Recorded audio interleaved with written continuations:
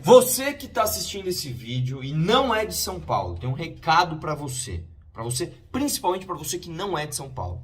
Esse vídeo aqui e alguns outros que eu vou fazer na sequência, parece que se trata apenas de tema estadual aqui de São Paulo, porque estamos tratando aqui da eleição das primeiras entrevistas, né, dos pré-candidatos ao governo de São Paulo. Só que esse tema é federal. Esse tema interessa para o Brasil inteiro. E por quê? Primeiro porque as políticas públicas de São Paulo refletem no Brasil inteiro. Esse é o primeiro ponto. E o segundo ponto é que essa eleição especificamente retrata as teses das bancadas federais e suas coligações, né, e das bancadas estaduais. No caso das bancadas federais, estamos falando de deputados com muita influência, né, de São Paulo que vão lá para Brasília fazer políticas públicas para todo o Brasil. Então é importante que você assista esse vídeo e entenda todo o contexto em que ele está inserido, beleza? Para quem não sabe, eu fiz também a minha entrevista já no Band Eleições, tá aqui o link para que você assista a minha participação, foi a primeira como pré-candidato ao governo, e eu vou reagir aqui ao Márcio França, que é um cara, né, é um cara que, assim, eu acho ele super gente boa, me dou bem com o Márcio, tá?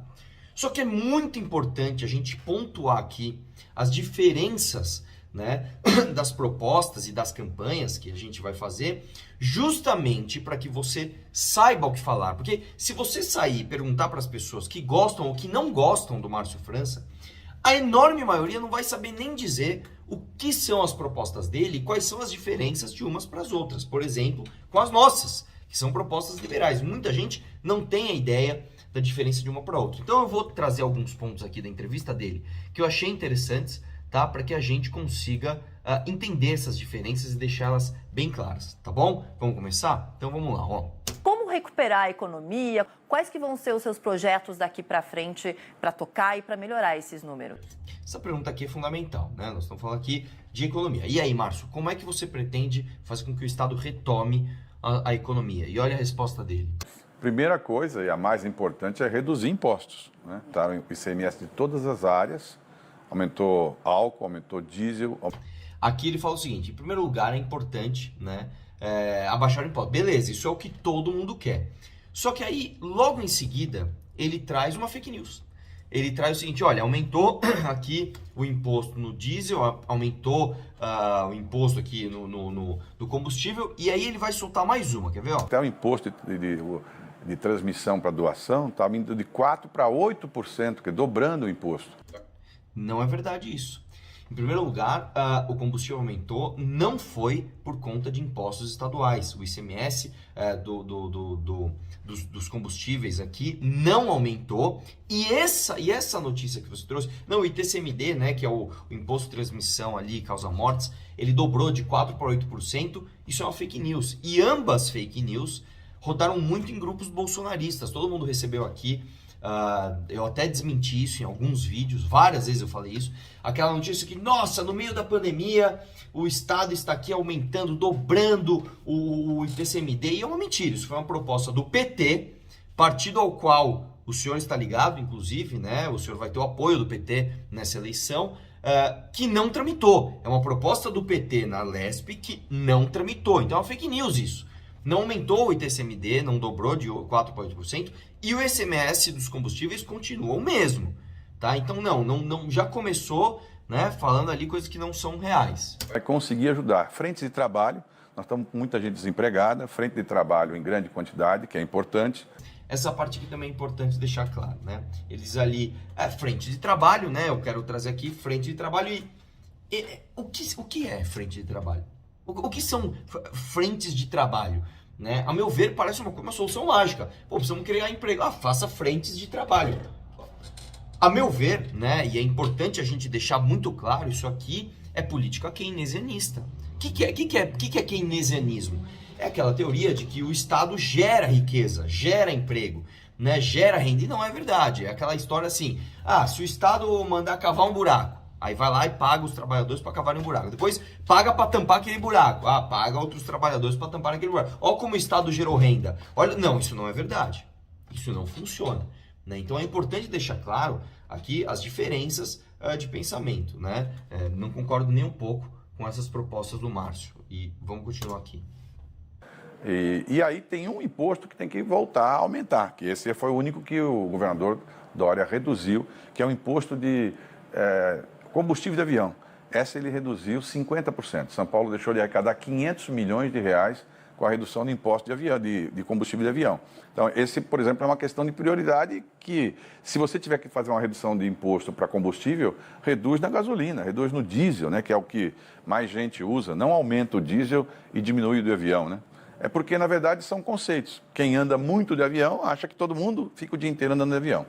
Que é um discurso que ele usou, até se você pegar, não o conteúdo, tá? Mas a forma como ele colocou, né? Diminuir o imposto de avião, porque o cara anda muito de avião, falando do Dória, e não reduz. Isso aí é um populisminho, né? Como quem diz, ele anda muito de avião, ele não entende o drama das pessoas, só que isso também não é verdade.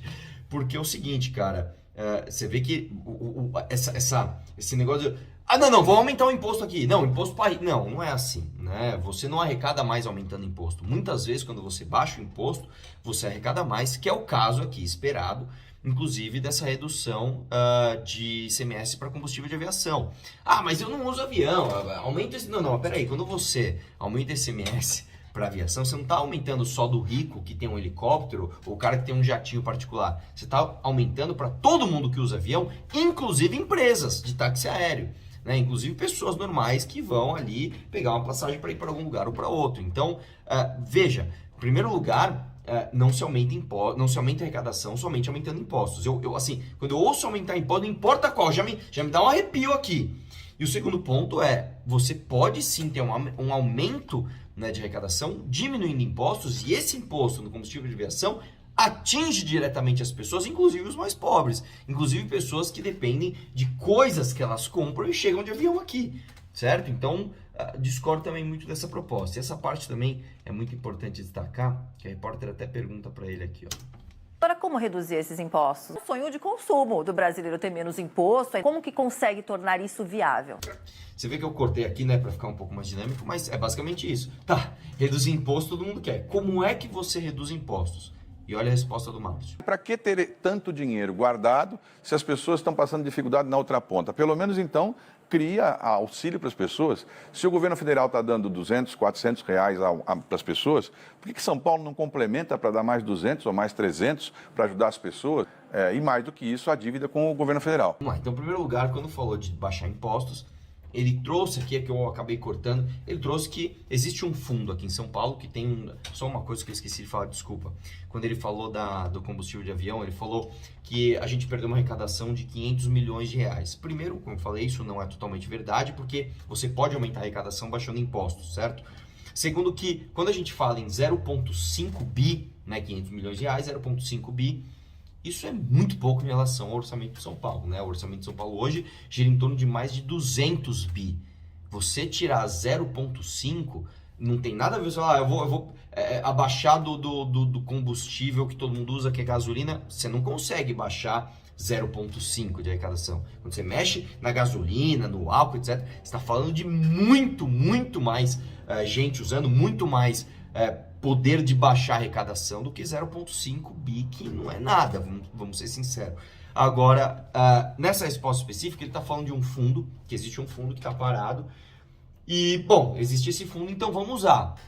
Tá, mas o fundo não é infinito. Eu até concordo com parte dessa resposta. O Kim, a nível federal, também achou alguns fundos federais parados e passou projetos ali para se utilizarem, né, esses recursos, mas no caso de São Paulo e no caso da federal também, esses fundos não duram para sempre. Você não está falando de uma mochila escrita fundos que você abre e começa a sair dinheiro de lá infinito. Então, essa proposta, não, vou usar fundos para dar mais auxílio para as pessoas, me parece um pouco mais eleitoreira do que de fato robusta para que você reduza impostos, né? E aí depois ele dá a segunda parte da resposta dele, que é em relação à dívida, né? Federal. Nós temos uma dívida grande com o governo federal, que é paga também mensalmente, 2, 3 bilhões de reais. Durante 2 períodos nós conseguimos suspender essa dívida com liminares, até por conta da pandemia, mas nós podemos, por exemplo, diminuir essa dívida ou empurra a dívida com o governo federal durante um período, o presidente da República, e ao mesmo tempo, com essa margem que você ganha em São Paulo, você mexe no salário do servidor público, que está desanimado, você diminui impostos, veja bem. Vamos lá, o que ele traz aqui? Bom, então vamos fazer o seguinte, já nós temos dívida com o governo federal, empurra a dívida, bate lá na porta do presidente. Presidente, por favor, eu tenho uma dívida com você estica mais um pouquinho, por favor, deixa, pelo amor de Deus. E isso aqui é o confronto direto de duas teses conflitantes, a do Márcio França e a minha. A minha tese é completamente oposta e só aqui nesse momento que ele a gente parou de ver ele falar sobre economia, eu vou trazer a minha proposta, né? Como eu disse, inclusive, nessa entrevista, em primeiro lugar, quando se fala de ICMS, a gente não pode ser amador, tá? Existe a lei, já existe a lei da devolução de ICMS durante uma cadeia produtiva. Então, sei lá, você vai produzir esse elástico aqui, ó. Quando você compra o plástico, você pagou ICMS. Quando você derreteu o plástico, você paga o serviço de derretimento do plástico. Depois você compra o corante, você paga o ICMS do corante. Depois você junta tudo, você paga. Esses ICMS gerados em cadeia já tem previsão legal para que eles sejam devolvidos. O que acontece é que o governo fica empurrando com a barriga, jogando isso aí tudo para judicialização e você não consegue pegar o dinheiro de volta dos impostos que eram para ser devolvidos. Então, nós estamos nem falando de baixar alíquota, nós estamos falando de cumprir lei e usar já essa lei para devolver parte do dinheiro gerado na cadeia produtiva. Esse é o primeiro ponto em relação ao ICMS. O segundo ponto, e o que é diametralmente contra essa história de empurrar dívida para o governo federal, é o contrário. Fala, governo federal, não, eu não quero ficar pedindo esmola para presidente. Eu sou paulista, cara, eu sou o cara que paga essa conta, né? Quase 40% de tudo que o governo federal arrecada vem daqui.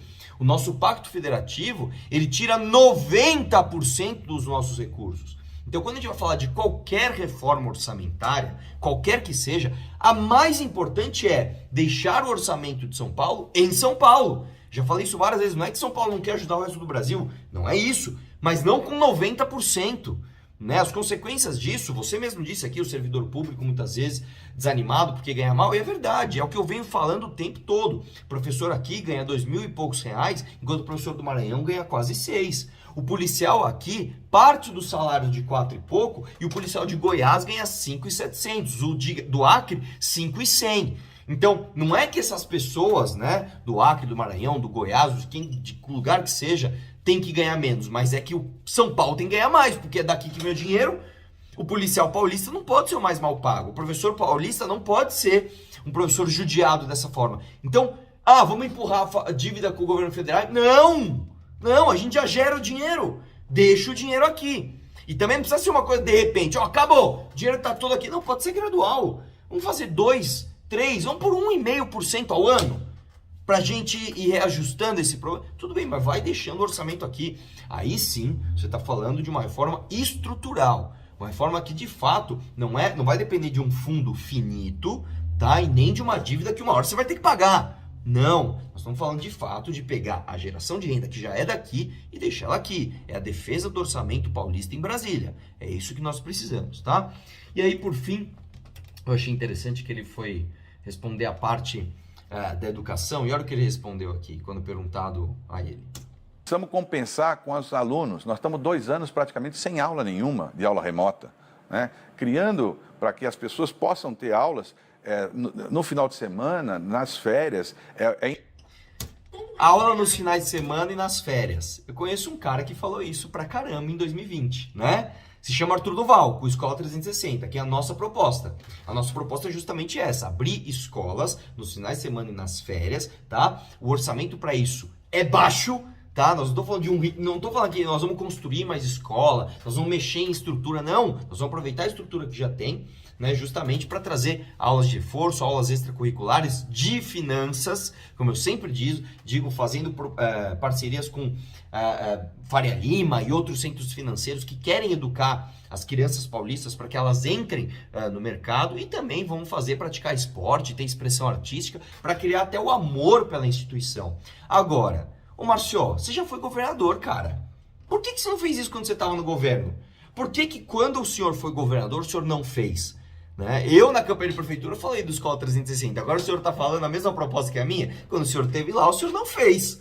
Né? Então é bem importante deixar claro de onde vem, né? Porque, né, o Márcio França, inclusive, se vende como uma pessoa muito experiente, etc. Já foi prefeito, enfim. Mas quando esteve lá, não fez. E agora está falando a minha proposta. Mas enfim, é isso. E depois, nessa entrevista, e eu acho importante, tá, que você assista, por favor, as outras entrevistas também dos outros pré-candidatos, para que você compare. Onde o Márcio mais escorregou e mais ele ficou desconfortável foi quando perguntado a ele sobre essa história do Alckmin ser vice do Lula. E aí, não, veja, eu não sou PT, mas acho que o Alckmin vai ajudar a salvar o Brasil junto com o Lula, né? Então, é bem importante aqui deixar claro, e de novo, eu me dou bem com o Márcio França, tá? Ele é um cara que me respeita muito, respeito muito ele também, mas é importante deixar claro aqui, nós nessa eleição temos o candidato do Lula e temos o candidato do Bolsonaro. O candidato do Lula, se você quer que o Lula, que o PT volte a governar São Paulo, é Márcio França que você tem que votar, é Márcio França mesmo. Ele vai ser o candidato do Lula, pode anotar o que eu tô falando, tá? Tá brigando aqui para que o Haddad não seja e seja ele. Acho difícil que seja o Haddad, né? Senão ele vai pro Senado nessa mesma chapa, mas é importante que você saiba, até pelas ideias dele, empurrar dívida pro governo federal, usar fundo que já tem, né? São frentes de emprego, são ideias de esquerda.